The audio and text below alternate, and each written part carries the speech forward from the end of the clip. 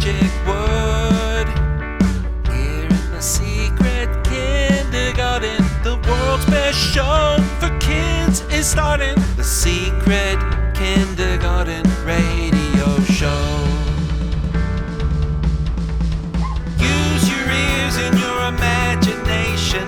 We're going to play, we're having fun. The Magic Secret Kindergarten on the Revolution Radio Station.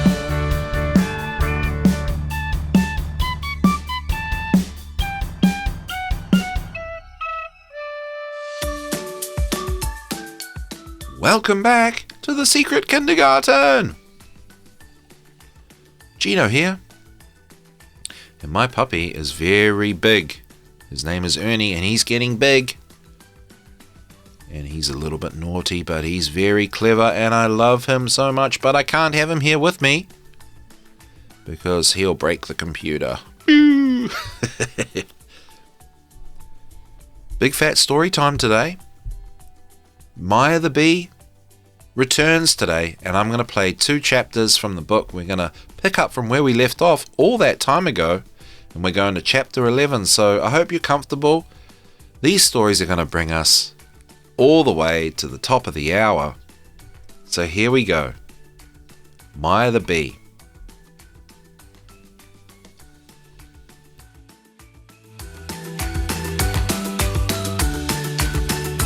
The Adventures of Maya the Bee by Waldemar Bonsels, translated by Adele Zold-Seltzer and Arthur Guterman. Chapter 11. With the Sprite. And so Maya and the flower sprite started off together in the bright midsummer night, flying low over the blossomy meadow. His white reflection crossing the brook shone as though a star were gliding through the water. How happy the little bee was to confide herself to this gracious being. Whatever he were to do, wherever he were to lead her, would be good and right, she felt. She would have liked to ask him 1,000 questions had she dared. As they were passing between a double row of high poplar trees, something whirred above them. A dark moth, as big and strong as a bird, crossed their way. "One moment! Wait 1 moment, please," the sprite called. Maya was surprised to see how readily the moth responded. All 3 alighted on a high poplar branch, from which there was a far view out upon the tranquil moonlit landscape. The quaking leaves whispered delicately.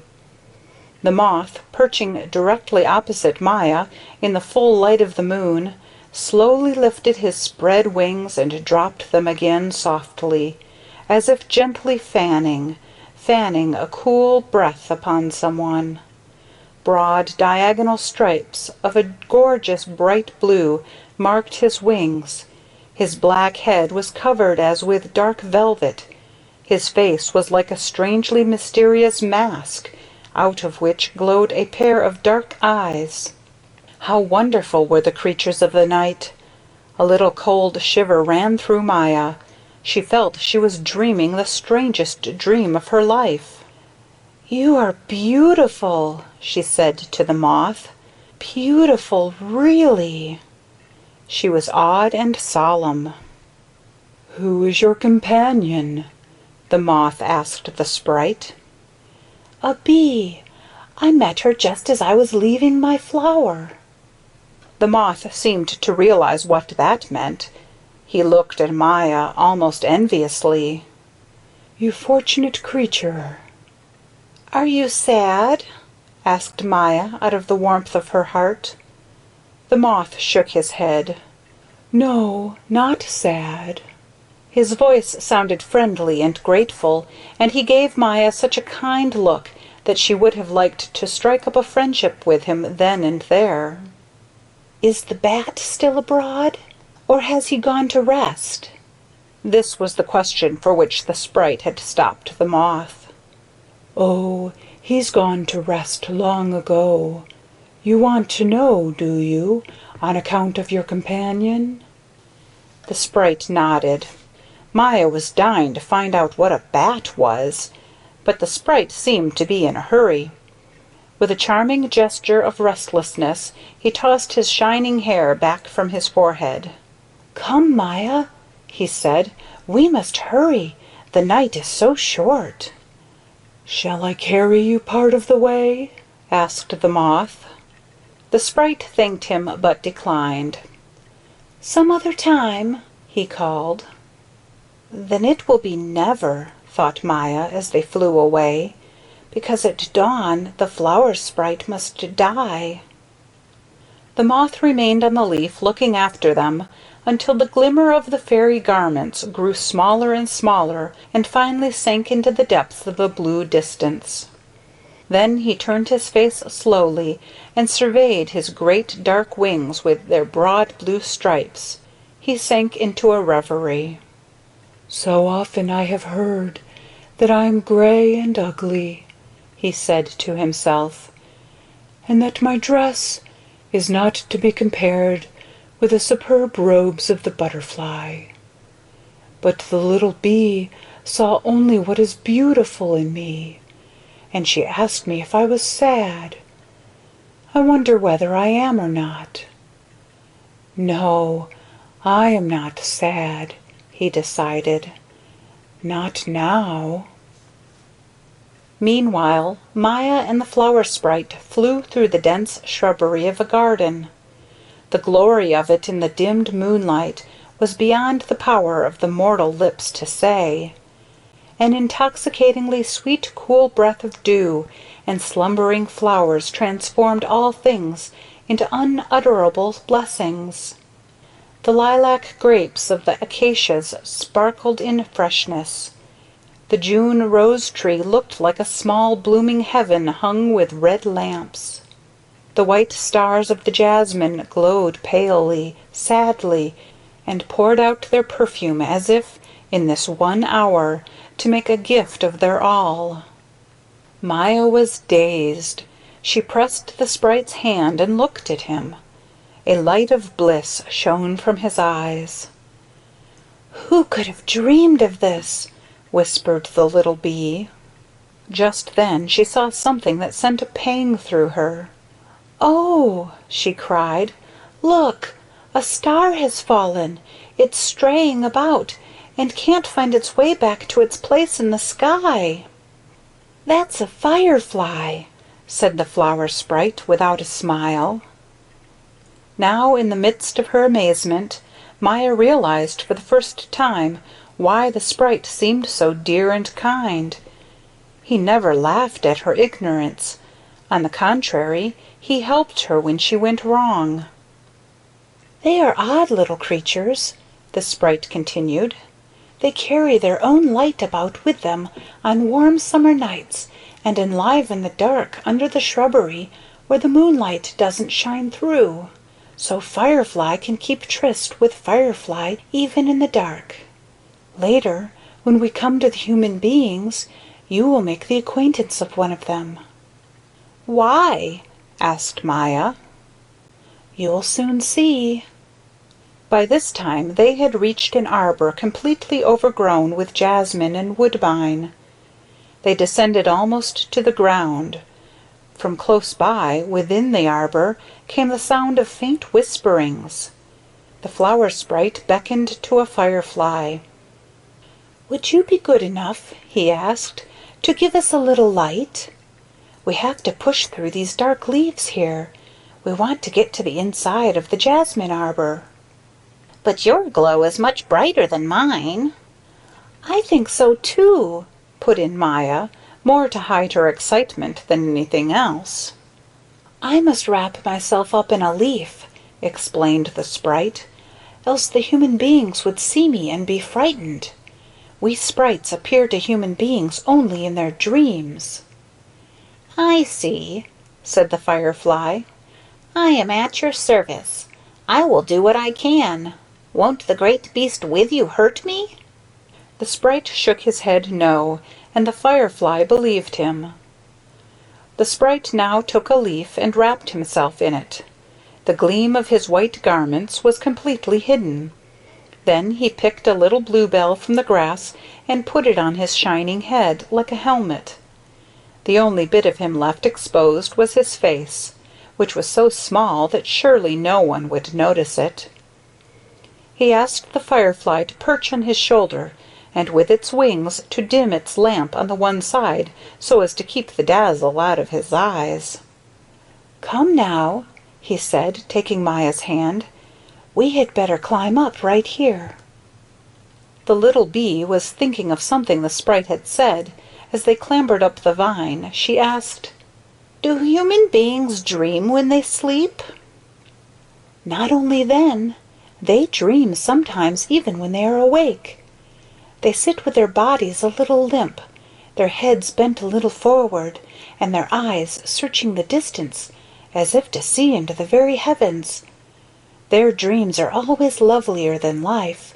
That's why we appear to them in their dreams." The sprite now laid his tiny finger on his lips, bent aside a small blooming sprig of jasmine, and gently pushed Maya ahead. "Look down," he said softly. "You'll see what you have been wishing to see." The little bee looked and saw two human beings sitting on a bench in the shadows cast by the moonlight, a boy and a girl, and the girl with her head leaning on the boy's shoulder, and the boy holding his arm around the girl as if to protect her. They sat in complete stillness, looking wide-eyed into the night. It was as quiet as if they had both gone to sleep. Only from a distance came the chirping of the crickets, and slowly, slowly, the moonlight drifted through the leaves. Maya, transported out of herself, gazed into the girl's face. Although it looked pale and wistful, it seemed to be transfused by the hidden radiance of a great happiness. Above her large eyes lay golden hair, like the golden hair of the sprite, and upon it rested the heavenly sheen of the midsummer night. From her red lips, slightly parted, came a breath of rapture and melancholy, as if she wanted to offer everything that was hers to the man by her side for his happiness. And now she turned to him, pulled his head down, and whispered a magical something that brought a smile to his face, such as Maya thought no earthly being could wear. In his eyes gleamed a happiness and a vigor as if the whole big world were his to own, and suffering and misfortune were banished forever from the face of the earth. Maya somehow had no desire to know what he said to the girl in reply. Her heart quivered as though the ecstasy that emanated from the two human beings was also hers. "Now I have seen the most glorious thing that my eyes will ever behold," she whispered to herself. "I know now that human beings are most beautiful when they are in love." How long Maya stayed behind the leaves without stirring, lost in looking at the boy and girl, she did not know. When she turned round, the firefly's lamp had been extinguished. The sprite was gone. Through the doorway of the arbor far across the country on the distant horizon showed a narrow streak of red. End of chapter 11. In New Zealand we call fireflies glowworms, so we have them here too. Let's go straight into chapter 12. The Adventures of Maya the Bee by Waldemar Bonsells. Translated by Adele Zold Seltzer and Arthur Guterman. Chapter 12. Alois, Ladybird and Poet. The sun was risen high above the tops of the beech trees when Maya awoke in her woodland retreat. In the first moments, the moonlight, the chirping of the cricket, the midsummer night meadow, the lovely sprite, the boy and the girl in the arbor, all seemed the perishing fancies of a delicious dream. Yet here it was almost midday, and she remembered slipping back into her chamber in the chill of dawn. So it had all been real. She had spent the night with the flower sprite, and had seen the two human beings, with their arms round each other, in the arbor of woodbine and jasmine. The sun outside was glowing hot on the leaves, a warm wind was stirring, and Maya heard the mixed chorus of thousands of insects. Ah, what these knew! And what she knew! So proud was she of the great thing that had happened to her that she couldn't get out to the others fast enough. She thought they must read it in her very looks. But in the sunlight everything was the same as ever. Nothing was changed. Nothing recalled the blue moonlit night. The insects came, said how do you do, and left. Yonder the meadow was a scene of bustling activity. The insects, birds, and butterflies hopped, flew, and flitted in the hot flickering air around the tall, gay midsummer flowers. Sadness fell upon Maya. There was no one in the world to share her joys and sorrows. She couldn't make up her mind to fly over and join the others in the meadow. No, she would go to the woods. The woods were serious and solemn. They suited her mood. How many mysteries and marvels lie hidden in the dim depths of the woods! No one suspects who hurries unobservant along the beaten tracks. You must bend aside the branches of the underbrush, or lean down and peep between the blackberry briars through the tall grasses and across the thick moss. Under the shaded leaves of the plants, in holes in the ground and tree trunks, in the decaying bark of stumps, in the curl and twist of the roots that coil in the ground like serpents, there is an active, multiform life by day and by night, full of joys and dangers, struggles and sorrows and pleasures. Maya divined only a little of this as she flew low between the dark brown trunks under the leafy roof of green. She followed a narrow trail in the grass, which made a clear path through thicket and clearing. Now and then the sun seemed to disappear behind clouds. So deep was the shade under the high foliage and in the close shrubbery. But soon she was flying again through a bright shimmer of gold and green, above the broad-leaved miniature forests of bracken and blackberry. After a long stretch, the woods opened their columned and overarched portals. Before Maya's eyes lay a wide field of grain in the golden sunshine. Butterfly weed flamed on the grassy borders. She alighted on the branch of a birch tree at the edge of the field, and gazed upon the sea of gold that spread out endlessly in the tranquillity of the placid day. It rippled softly under the shy summer breeze, which blew gently so as not to disturb the peace of the lovely world.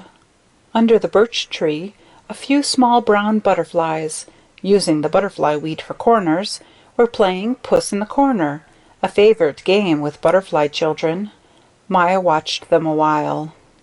It must be lots of fun, she thought, and the children in the hive might be taught to play it too.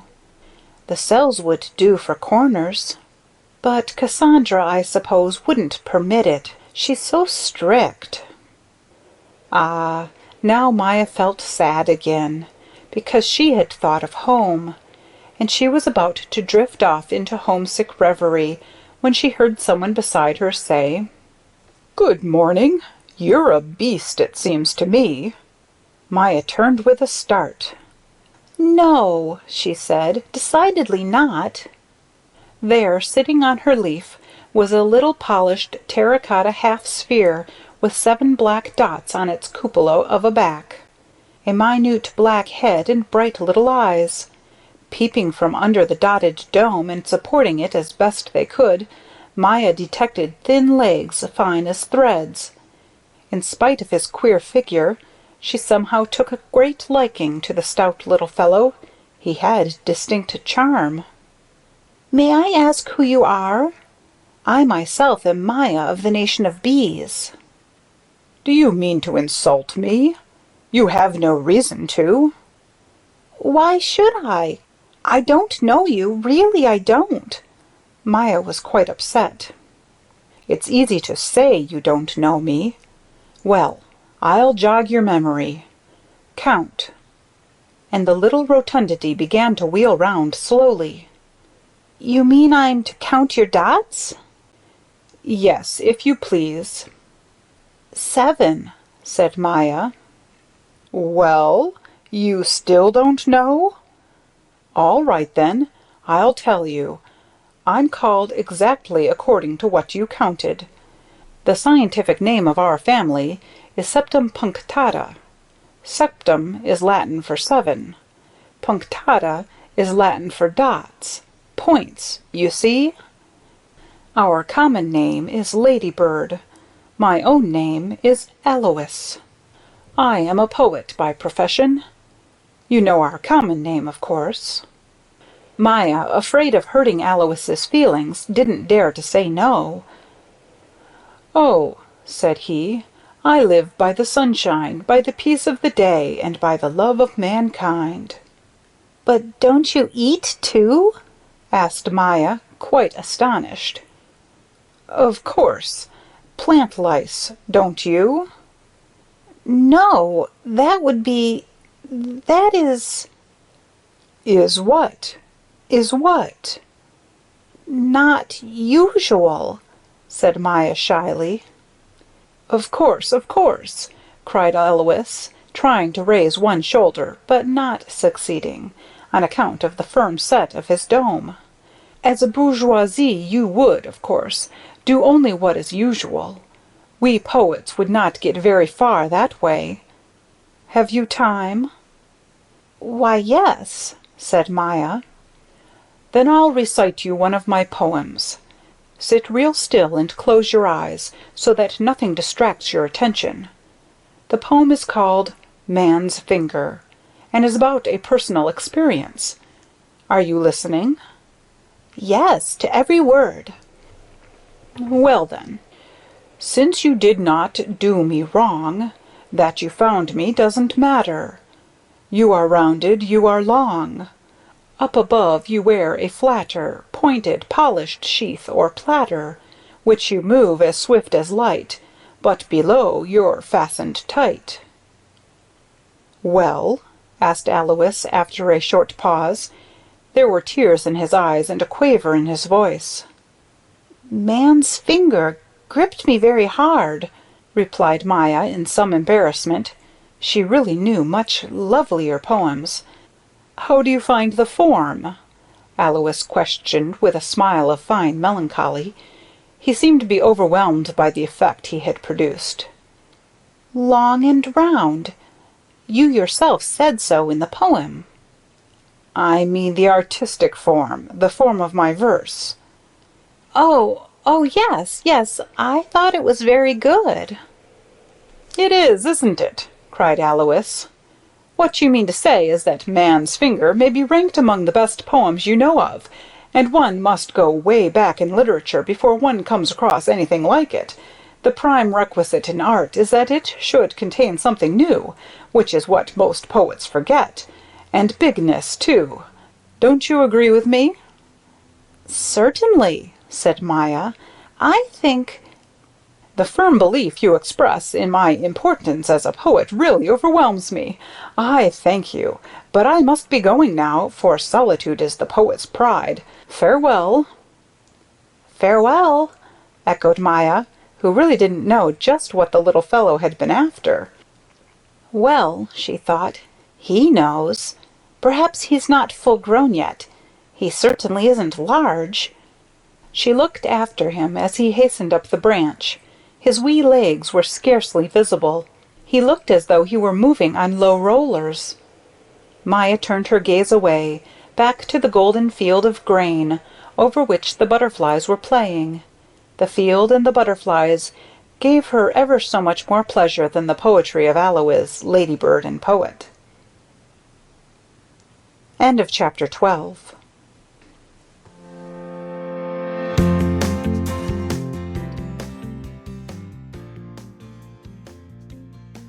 Well, there you go. Maya the Bee is back. I hope you enjoyed that. We've still got a few more chapters to get through. I wonder when we're going to play them. Anyway, we have reached the top of the hour here on the Secret Kindergarten Radio Show. If you want to listen to any other episodes, you can get them downloaded on all the podcast platforms out there. Thanks so much for tuning in. I love you. Bye.